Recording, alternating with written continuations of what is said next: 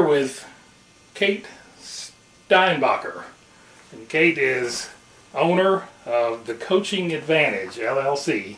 Correct. And she is a sole proprietor of her business in Roanoke, Virginia. And just going to start out asking Kate to talk a little bit about her business, what it is, what the purpose of it is, and her goals. Absolutely. Well, thanks first of all for being here and for being willing to chat with me.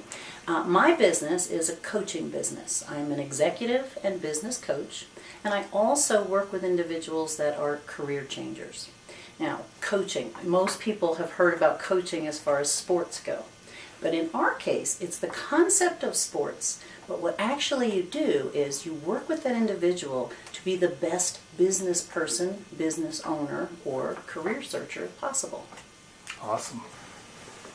Thinking back to when you first started your business or first decided you were going to start it, how did you discover that the Roanoke area or Roanoke Valley had a need for professional coaching?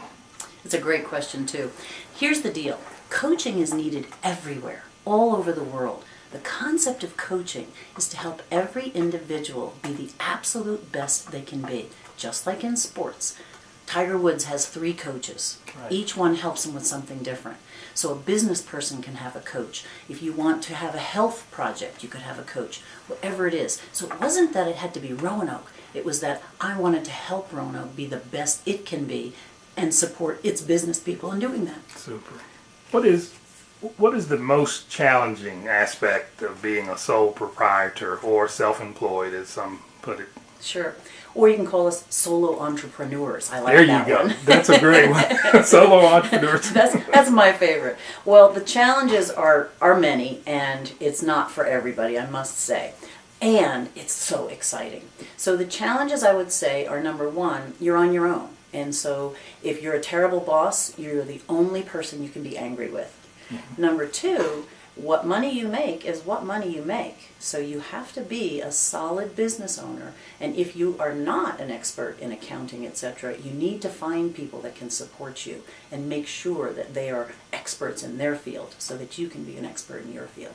That's wonderful. I tell you, that's very succinct. I appreciate it. I'll tell you, one of the things that I always tell people is that even the Lone Ranger had Tonto. Now, for you younger folks that maybe don't know the Lone Ranger, he's this awesome guy that rides off on a white horse, but he has his friend Tonto, who is his Indian partner, who always gets him out of trouble. So I always look for Tontos in my life, whether they're my accountant or my lawyer, other experts. That's what it's Awesome. about. What a great analogy. So, if you had a personal definition of entrepreneurial spirit, what would that be in a few words?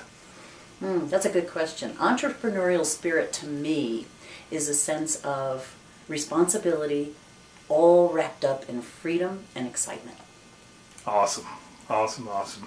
So if you were speaking directly to, let's say, high school students, and they had a little spark of interest in entrepreneurial endeavors later in life, what would you suggest they be doing at that point in their life, youngster? Well, I think most young people, if they want to get into entrepreneurship, owning their own business, one of the things they have to think about is what excites them? What are they passionate about? Because you can't be in business with something that you're not passionate about. That's part of being an entrepreneur, is that you get to follow your dreams. So the first thing they have to do is, what is it I'm passionate about? Answer that question for themselves. Then they need to sit down with themselves, Google it, whatever. I mean, there's so many ways these days to get information. But they need to discover what is it about that passion that's sellable to other people. What do people want that they have? Do you have a favorite quote or inspirational saying that works for you? Well, I actually have a couple. Even the Lone Ranger had Tonto is one of them. And I know you picked up one from my website. And tell me that one.